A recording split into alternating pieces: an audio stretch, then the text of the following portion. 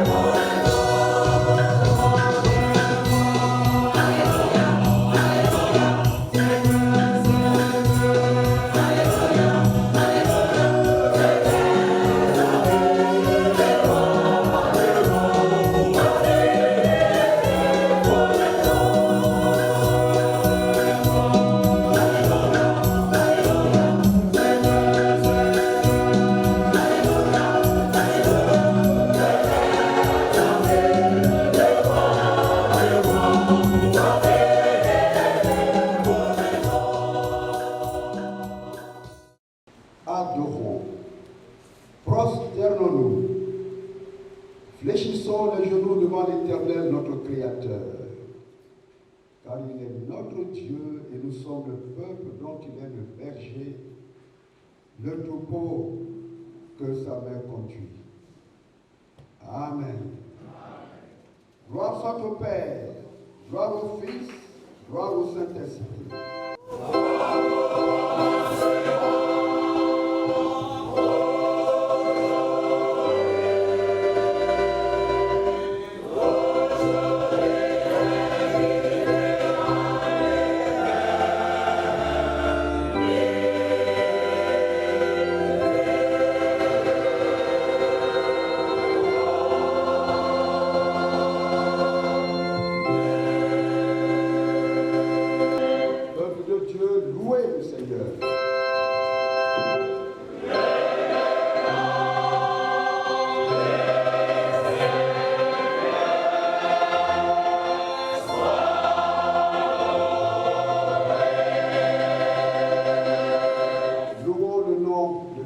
À travers le numéro 537, ô jour heureux, jour radieux, chantons, bénissons l'Éternel, joignons nos voix aux voix du ciel.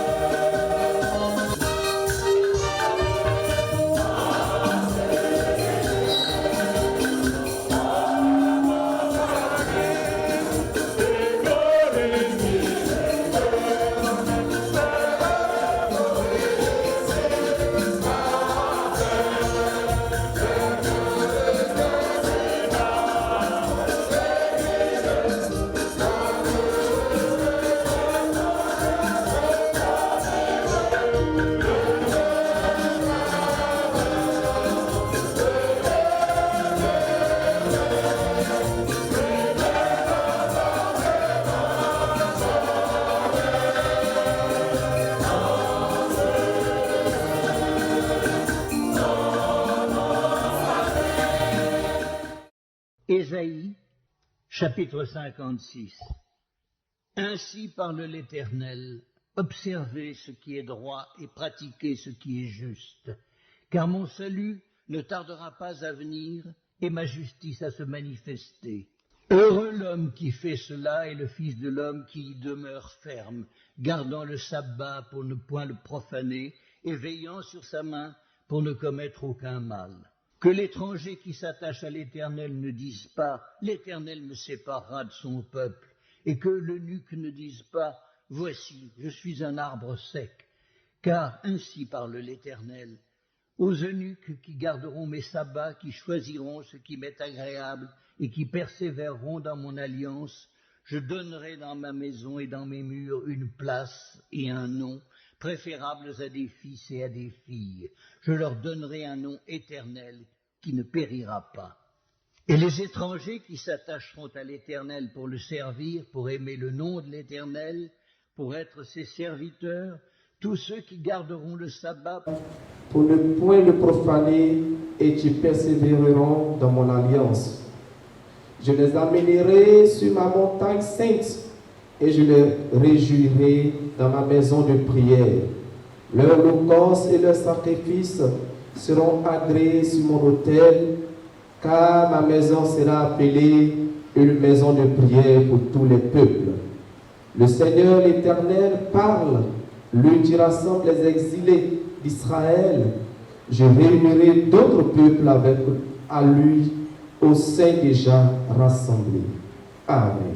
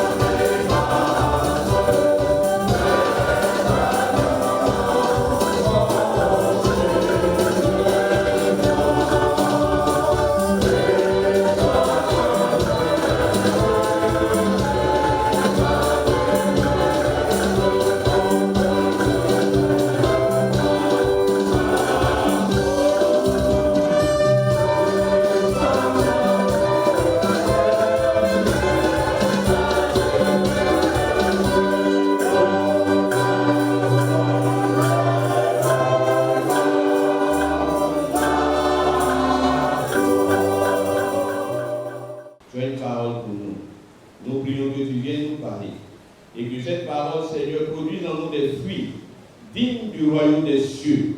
Au nom de Jésus-Christ. Amen. Un jour où ils étaient rendus au temple, Jésus a guidé les marchands ambulants qui avaient transformé le lieu où le temple en un immense lieu de trafic et de vente. Et il a dit ceci. Il est écrit, on appellera ma maison une maison de prière, mais vous en avez fait un repère de voleurs et de brigands. Confère Matthieu 25, verset 13 et Marc 11, verset 17. La prière est présentée comme un acte cultuel tellement important que le temple prend le nom de maison de prière. C'est ce que nous relate le prophète Ésaïe dans son chapitre 56, le verset 7c, qui dit, et je cite, « Car ma maison sera appelée une maison de prière pour tous les peuples. » Dans le chapitre 56 du livre d'Ésaïe, qui est le complément du chapitre 55, il est question du salut de Dieu pour son peuple. Mais particulièrement dans le chapitre 56, ce salut est étendu au peuple non juif. Cependant, ce salut sera accordé au peuple à une condition, s'il marche dans la justice et dans la volonté de Dieu. Ésaïe 56, le verset 1. C'est ainsi que le verset 7 du chapitre 56, qui fait office de notre verset de méditation, dit ceci. Je les amènerai sur ma montagne sainte et je les réjouirai dans ma maison de prière. Leur holocauste et leur sacrifice seront agréés sur mon autel, car ma maison sera appelée une maison de prière pour tous les peuples. Que comprendre par ce bout de verset?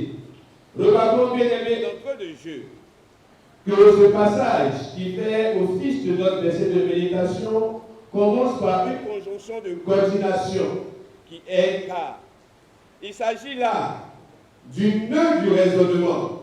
Cette conjonction indique un point de départ, un élément de base, une affirmation sur laquelle s'appuyer. Il s'agit en nous de quelque chose pour construire une argumentation. Et la portion de phrase qui suit est donc essentielle. Elle est même, pour moi, une sorte de résumé de l'évangile en 5 mots ou expressions. Un ordre de mission pour l'Église et pour le croyant. La deuxième expression ou groupe de mots qui retient votre attention est celui-ci, ma maison. Par ma maison, bien aimé, il faut comprendre la maison de Dieu. C'est celle que Dieu construit. Si l'Éternel construit la maison, ceux qui la bâtissent en vain, nous dit le psaume. La maison de Dieu, c'est bien sûr le temple de Jérusalem. Mais ce temple, aujourd'hui, a cessé d'être. Et cette parole, au contraire, continue d'exister. La maison de Dieu, c'est aussi son peuple. La maison de Dieu, c'est Jésus lui-même. Rappelez-vous du temple de son corps réparti en 3 jours. La maison de Dieu, c'est aussi l'ensemble des croyants, c'est l'Église. Vous êtes le temple de Dieu.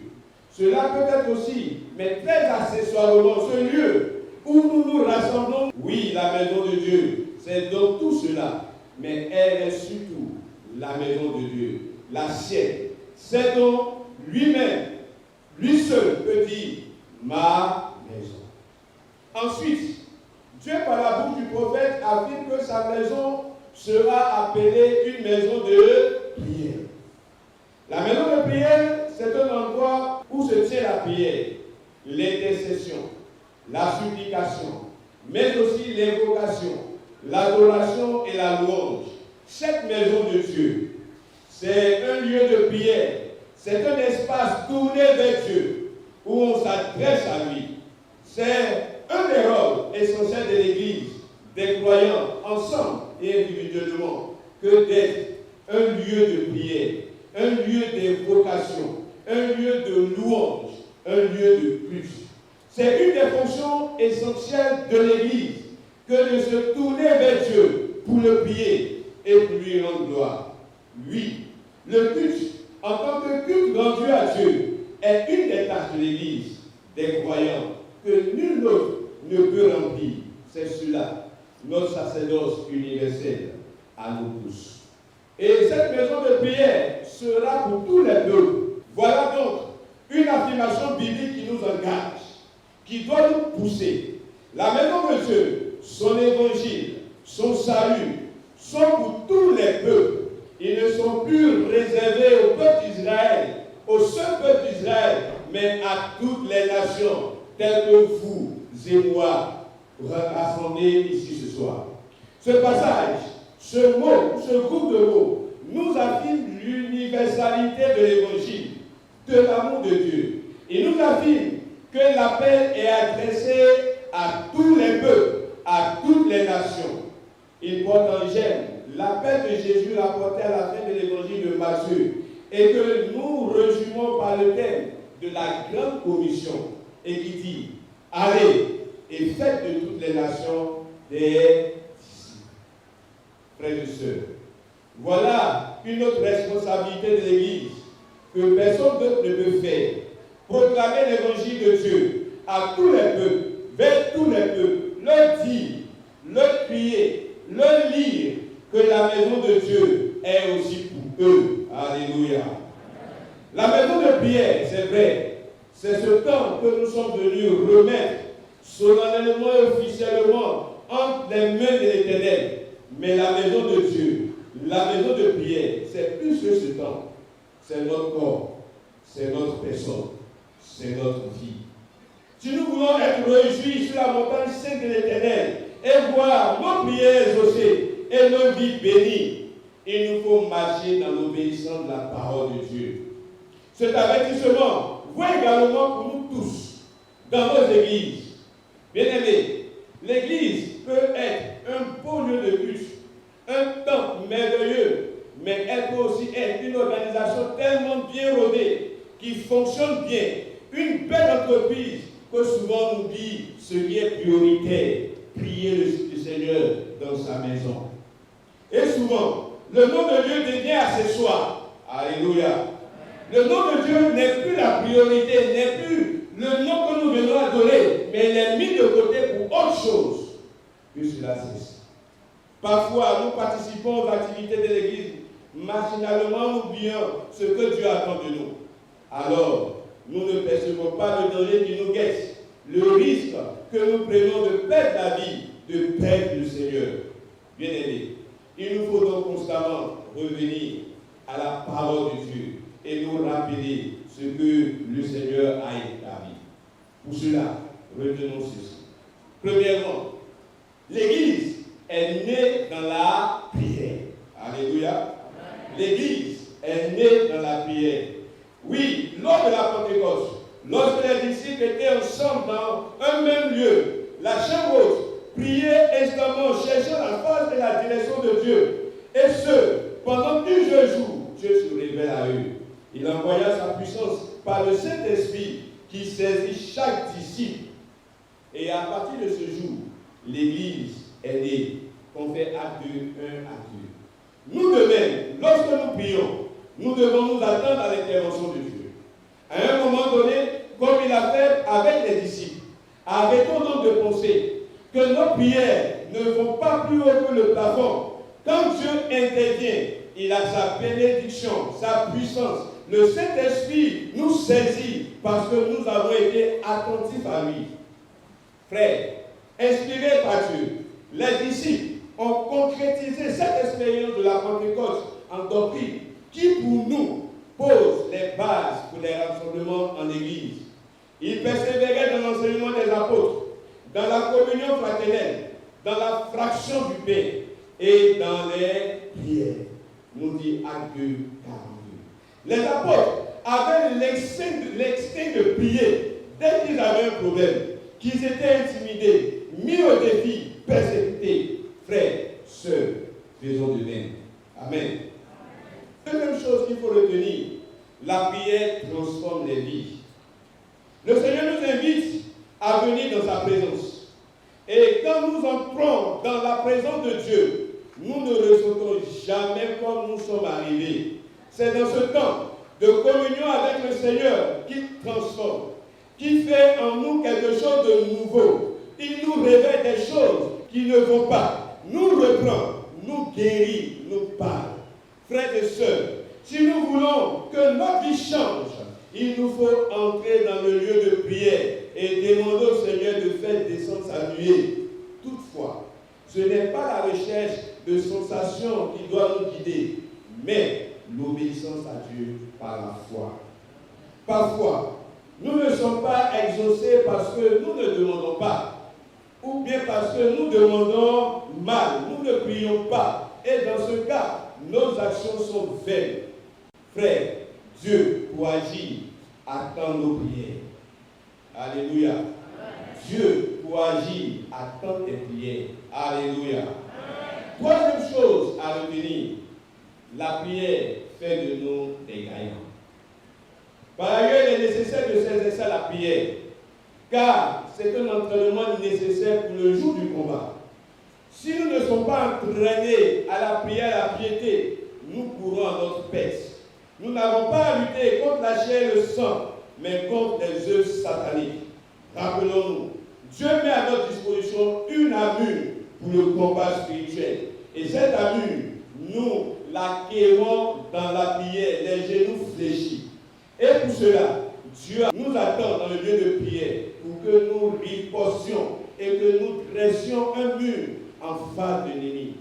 Dieu, l'Éternel, cherche un homme. Il cherche une femme qui dira, tu ne passeras pas par moi, pas par mon couple, pas par ma famille, pas par mon église, pas par mon pays. Oui, celui qui s'agenouille devant Dieu peut tenir devant n'importe qui. Alléluia. Le prédicateur américain Charles Finney dira ceci.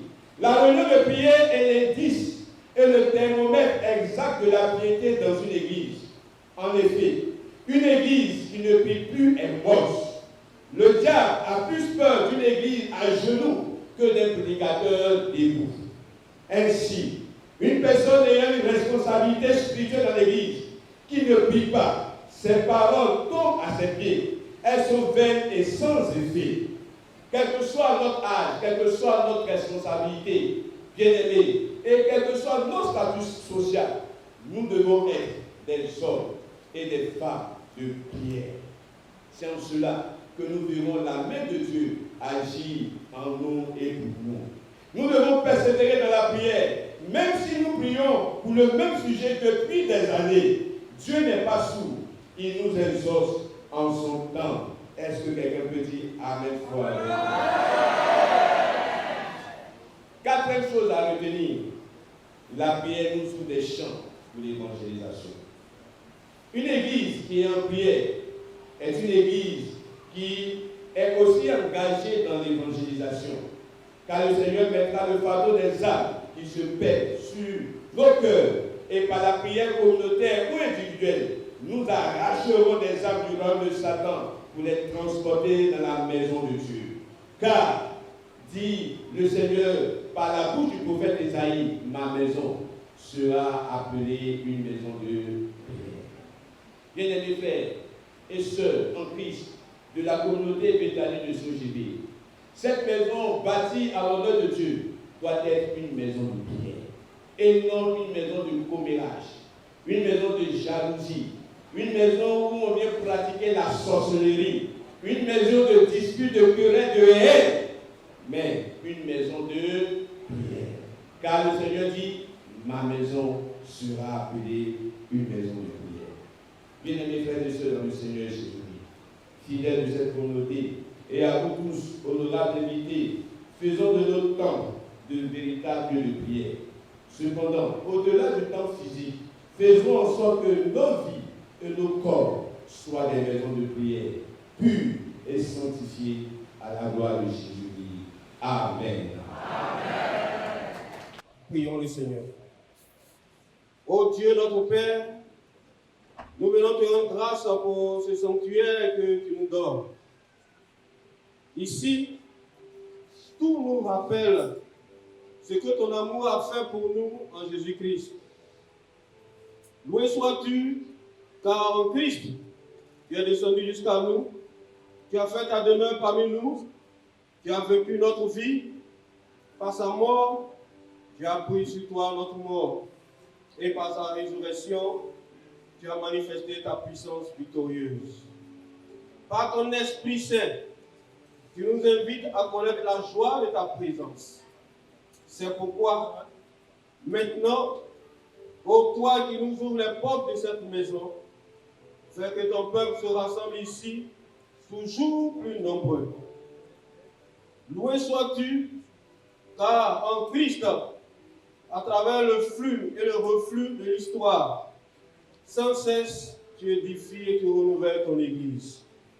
Comme des pierres viennent d'être ici assemblées pour former une seule demeure, veille, ô notre Père, unis par ta parole et dans une commune adoration, tous tes enfants, des plus jeunes aux plus âgés, pauvres ou riches, ignorants ou savants, heureux ou malheureux.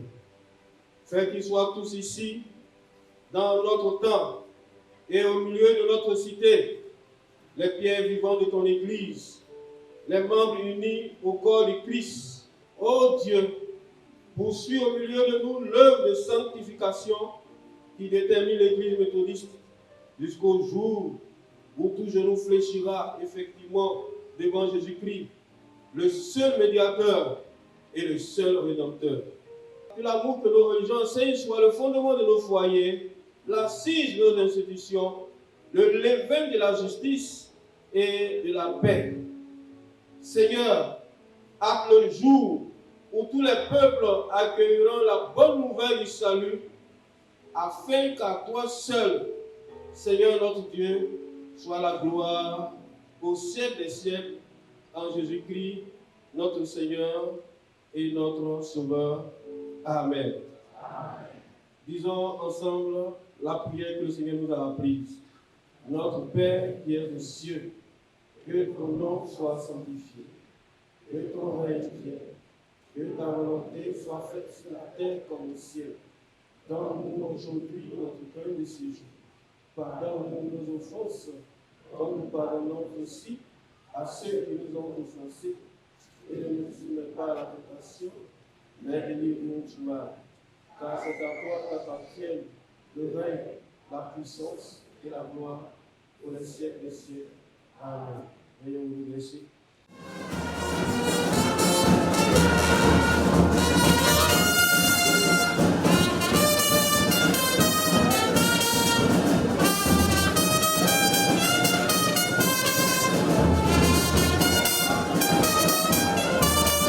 Merci beaucoup à vous. Dieu bénisse abondamment. Dieu bénisse vos offrandes.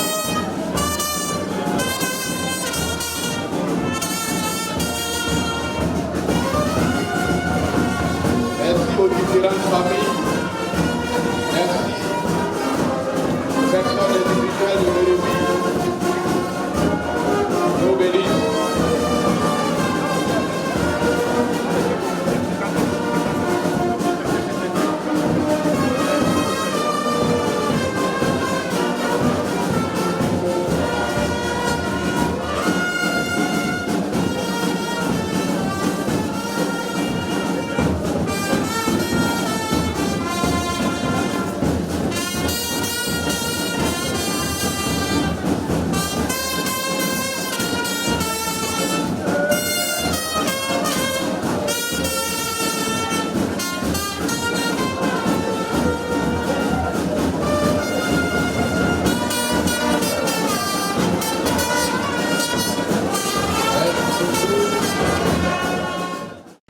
Voici ce que nos mains ont pu apporter pour soutenir cette cérémonie. Sanctifie ces offrandes et bénis ces offrandes. Ouvre-nous les écoutes des cieux et donne-nous de contempler ta gloire éternelle. Que ta forgée comme nous fasse sans effet. Sur la base de cette offrande, bénis-nous et ouvre-nous les écluses des cieux. Au nom de Jésus le Christ. Amen. Amen.